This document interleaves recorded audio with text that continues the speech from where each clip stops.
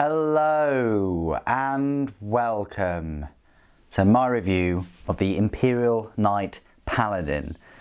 One of these will cost you £95. It was the first Imperial Knight that I purchased and I think I put it for £85. But you can't necessarily get this model anymore in a way, because the only Imperial Knight kits they do is the new Castellan one, the Armigers, the Valiant and the Warden. But you can make this Paladin in the Warden set. It's just going to have to cost you sort of £95. Or you can get the Renegade set, which I think is 120, and you get 2 knights in there anyway. But how mine differs to many people's is it's got I think 4 resin pieces on there. It's got the different shield, a different like banner that hangs between his legs, a different resin piece there, and then different shoulder pauldrons. But apart from that, yours would look pretty much the same as this. So this was the first Imperial Knight that I purchased. It's painted, fully painted, all finished. With the reviews of the Castellan and the Valiant and the Helverins and the Warglaves, that I'd sprinkle in a few of the normal Imperial Knights. And I will be doing the review of the Porphyrion in there as well at some point. But I thought I'd sprinkle these in. Now, I was going to do reviews of these with the Adeptus Mechanicus Codex that came out last year, but seeing as I now have the 8th edition Imperial Knight Codex, now seems to be a good time to do the review. So as I said before, £95. The kit is a lovely kit. It'll take you the majority of the day or maybe a few hours. You feel that you'll get your money's worth. You don't have to glue all of the armour plates on and things, or the Carapace. I didn't. I have with the Castellan, and that's fine. But you can leave a lot of these things off, and the arms off. You don't have to glue the arms or the head, and then spray it silver, and then work on all the legs and the metallic pieces. It's probably the best thing to do, rather than glue everything straight away. Definitely makes your job a bit easier. They call it like sub-assembly. Basically, you're painting parts before you've completed the whole model. So this is my Imperial Knight Paladin. Yes, it's got the Terran iconography, but I really couldn't care less. It's black and gold, matches all my Titans in my little demi legio of Titans. So yeah, really great model. Definitely get your money's worth if you can get it for £95, even less than £95, or get it in the Renegade set. Obviously this was the older one where you didn't get the Carapace mounted weapon. If you get the Warden, you get a choice of the 3, 2 different missile pods and a set of autocannons. And although they are pretty pricey, I would suggest you get them, because they're a decent range, and it just gives an extra shooting attack that could make all the difference in game. Anyway, that's the model. Very decent, very popular model. It's the plastic Imperial Knight. Before I go, I just want to go through all the size comparisons. So there's your Imperial Knight. I so happen to have Armiger Warglaive there, which is the smallest knight. It's still got a little knight pilot in there. Warglaives are probably a bit taller than half the height of the Paladin, or the normal Questoris class of knights.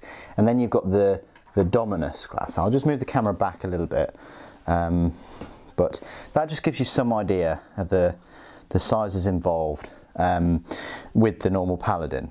You know, it was the largest Imperial Knight. You do get the other knights that Forge World make, but now it is clear that the Dominus class, the Castellan and Valiant, are definitely taller. The heads are taller, they have bigger turrets here, legs and hips are taller, but that's also part and parcel of their stance. I mean, the knight has a very, its legs are quite far apart, whereas the Castellan Valiant, its legs are quite, closer together, and it's striding forwards. So if we moved the knight's legs a bit close together, it would bump its height up a little bit more. But I just thought I'd show you where the Paladin sits in like the three classes now. I mean, the Preceptor, which I will be getting and doing a review of course, that is going to be the same size as the normal Imperial Knight, and that's it for the Imperial Knight range. I'll just show you a comparison between some standard Imperial models. So there's a Space Marine, so just goes to show you how big these Imperial Knights are. There's a Primaris, and there's a Contemptor Dreadnought. So they're much bigger than a normal Contemptor Dreadnought. As you can see, probably almost double the height or so. They've got a lot more bulk. That is the size comparisons. Now on to the rules review. So the Knight Paladin then, it's a Lord of War choice, of course, in the Codex. It's a power points cost of a 23 and an actual points cost, and a real game's point cost, of 285 points. And then you're going to have to buy the Rapid Fire Battle Cannon, so that's 385 points, and then the Reaper Chainsword, which is 30 points. So it's going to cost you 415 points, if my sums are correct. 415 points, and then you can have the Heavy Stubber, or you can choose a Melter Gun. Melter Guns are 17 points, but the Heavy Stubber is only 4. So 419 points, or 432 points, if all my maths are correct. Mathscat isn't with me today, so might be a little bit out with one or two numbers, but there you go. So that's the points. So quite pricey at sort of 400 points or so. However, its stat line is very decent. So it's one of these models where its remaining wounds affects other characteristics in its stat line.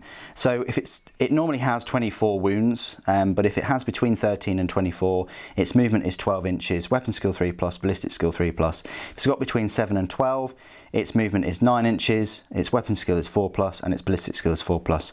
And then when it's only got between 1 and 6 wounds, its movement is 6 inches, its weapon skill 5+, and ballistic skill 5+.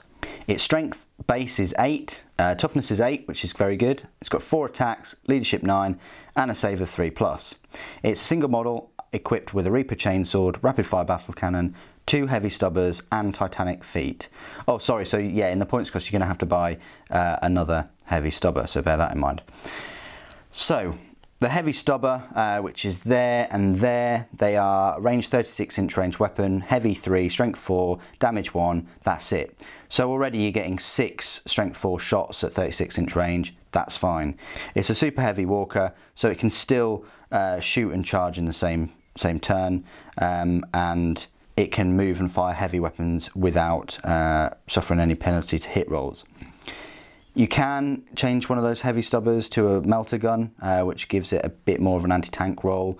It's only got 1 shot though, and it's close range at 12 inches, but it does give you a strength 8, AP -4 damage D6, and you can reroll 2 dice if you're within 6 inches when inflicting damage. So its main 2 weapons then is the Rapid Fire Battle Cannon and the Reaper Chainsword. So the Rapid Fire Battle Cannon is a pretty long range weapon. It's 72 inches, so another 24 inches more than your normal las cannon. It's heavy 2d6, strength 8, AP -2, damage D3.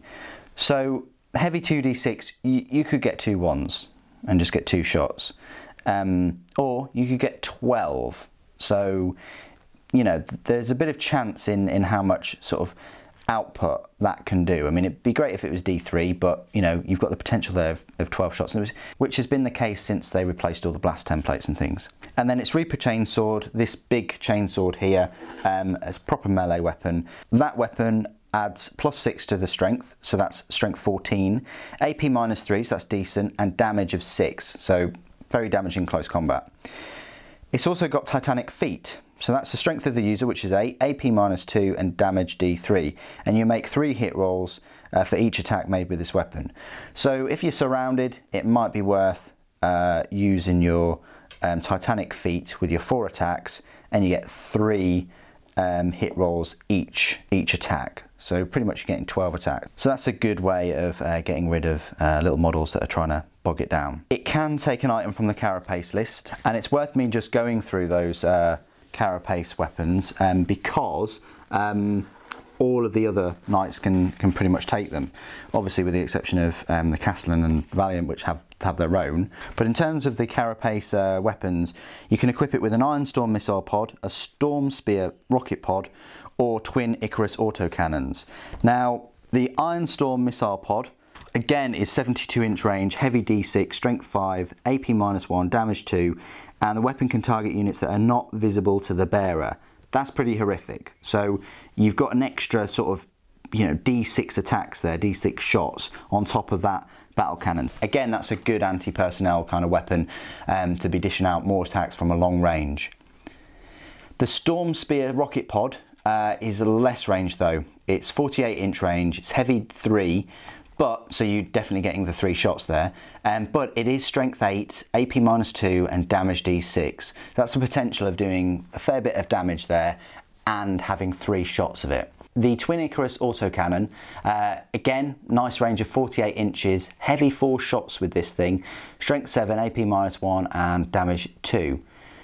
You add 1 to all hit rolls made for the weapon against targets that can fly, but subtract 1 from the hit rolls made for this weapon against all other targets. So you've got 4 shots, it's going to be 3s, and then, you know, 4s, so you've still got 50-50 chance with your 4 shots if you want to target things other than flying things. So they're nice Carapace mounted weapons that you can purchase for these Imperial Knights. Ironstorm missile pod is 16 points, the Storm Spear rocket pod is a whopping 45 points, so might not be worth it, and then the Twin Icarus autocannon again is quite high at 30 points. If you're going against flyers, flying creatures, things like that, I would definitely recommend you equipping them with the autocannons if this is your only army, your only force. So I just wanted to touch on the Carapace mounted weapons, and I'll do that for all the knight reviews that are coming up. The model may replace its Reaper Chainsword with a Thunderstrike Gauntlet. Now the Thunderstrike Gauntlet doesn't add 6 to the strength of the user, it actually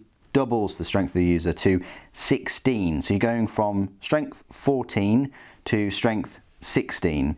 It also increases the armor penetration to -4. The damage is still the same at 6. However, when you attack with a weapon, you must subtract 1 from the hit rolls.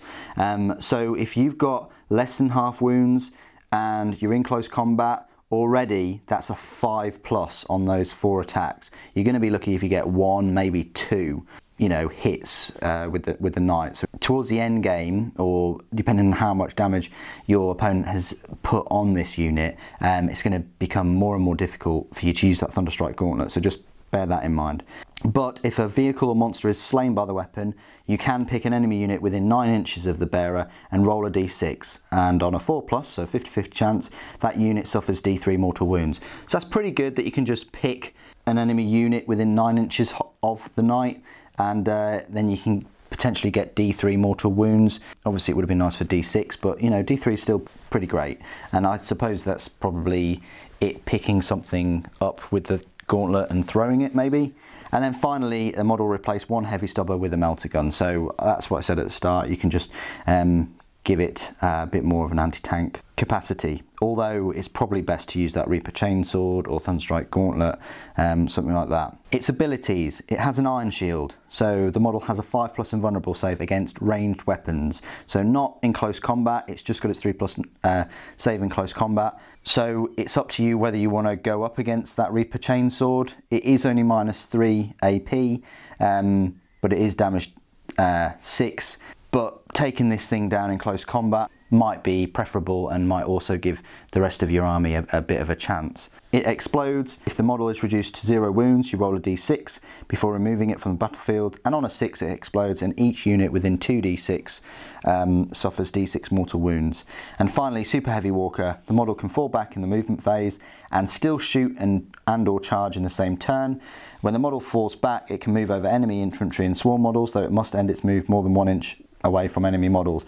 In addition, this model can move and fire heavy weapons without suffering the penalty to its hit rolls. Finally, this model only gains a bonus to its save for being in cover if at least half of the model is obscured from the firer. So it can just walk out of combat, you know, it can just fall back. And the keywords: Imperium, Imperial Knights, Questor, Allegiance, Household, Titanic Vehicle, Questoris class, and Knight Paladin. Now, why would you choose this over the Errant? Well, range really. You know, you couple it with a Ironstorm missile pod as well, and you've got a nice 72-inch range kind of weapon platform with that Reaper chainsaw to take out things in close combat. The thermal cannon is lovely at strength 9, but it's short range, you know, half the range of this. And yes, these knights can move 12 inches, but it moving 12 inches and still being able to pump out those 2d6 shots with that battle cannon anywhere on the board, pretty much, is still pretty horrific. And that's all I really want to say about the Knight Paladin. I think it's a great mainstay of any Imperial Knight force. The rapid fire battle cannon is still incredible. This is definitely a horde killer from range, being able to pump out so many shots and it not being affected by many things. It's got that lovely 5+ invulnerable save and a normal 3+. It's got high toughness and a lot of wounds to try and strip. You also couple this with the Sacristan Forge Shrine, and then you've got the ritual of repairing. You can regain the 3 wounds in the turn, or use the reloading ritual, where it's definitely going to be getting 12 shots out of that rapid fire battle cannon. So there's plenty of potential there, especially if you use it with other units in the codex. Anyway, what do you guys think of the Imperial Knight Paladin? Please do put all your comments and things below. It'd be great to hear from you. Thank you ever so much for joining me today. Thank you for watching. The Emperor protects.